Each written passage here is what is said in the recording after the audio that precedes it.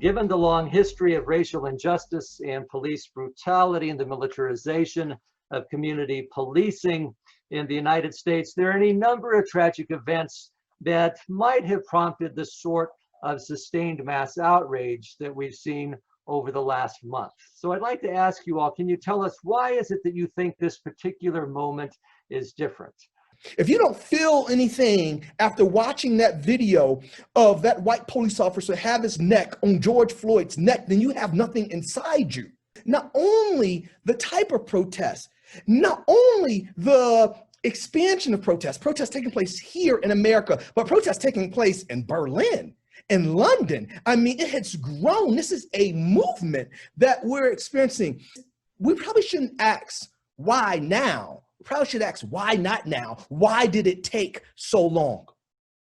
Initially, after, like in the beginning days of the protest after Breonna Taylor and George Floyd, I was kind of like, here we go again. Sometimes, especially as we've seen over the last 5-7 years in the Black Lives Matter movement, we've seen kind of initial outrage and protest happen, and then like nothing institutionally or very little institutionally happened. There was no recitals to go to. There was no vacations to escape to, right? There was no dinners and brunches. Y'all had to sit home and watch on the news, right? And it was really hard to escape. And my sense has always been when people are really confronted with deep injustices and have to sit with it and think about it at length, they want to do something about it. What strikes me the most when you ask what's different now, when I put it in historical comparison to where we've seen protests happening, especially over the last 4 or 5 years, which has been, a time when we've seen in multiple cases over immigration issues, over the Muslim ban, the women's marches, we've seen protests in lots of places. These protests have been taken up in an order of magnitude more places. So that is stunning. There's a geographic breadth of uptake, which we haven't seen for anything, certainly within my lifetime, and never in this compressed space of time. So in the state of Pennsylvania alone, there are at least, we've already counted like 260 different communities that have held protests, and multiple ones of them have held multiple protests. So that's not 260 events, that's 260 different communities. And in those places as well, we see really consistently young Black people stepping forward to lead and finding that they have allies to do so. The initiative taken by young Black leaders at real personal risk just can't be underestimated here.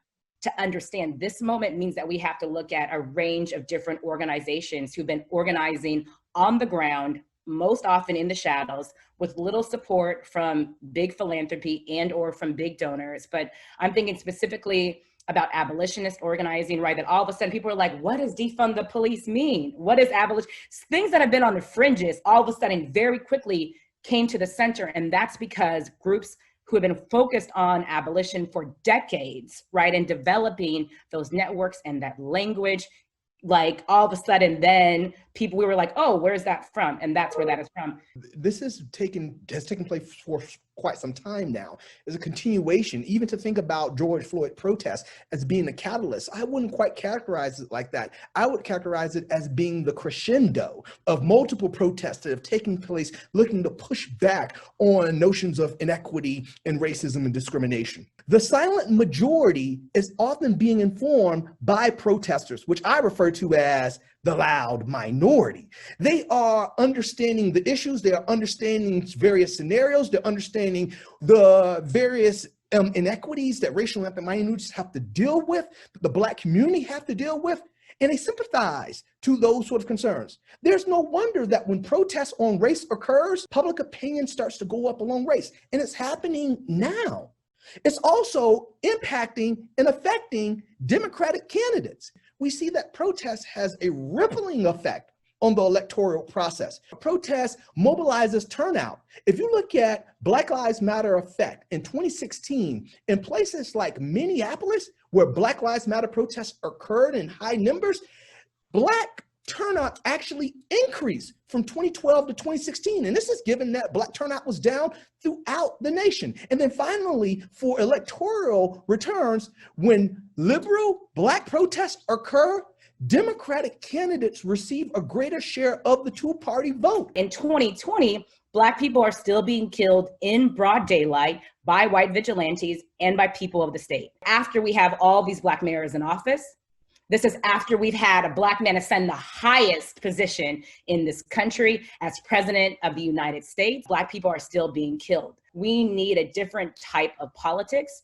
Perhaps we need to pay attention to a new set of leaders. And one of the things that you definitely have seen play out in the primary process across this country is a deep frustration and, dare I say, even rage with the Democrat Party. People using and harnessing a type of radical imagination about a set of democratic possibilities and saying just because we haven't seen them, just because we haven't experienced them as a country, as a people, doesn't mean that a new way of operating, a new set of like accountability and transparency, it doesn't mean that that's not possible. And so I'm just really excited to listen to kind of the dreams and the thinking of a new set of leaders.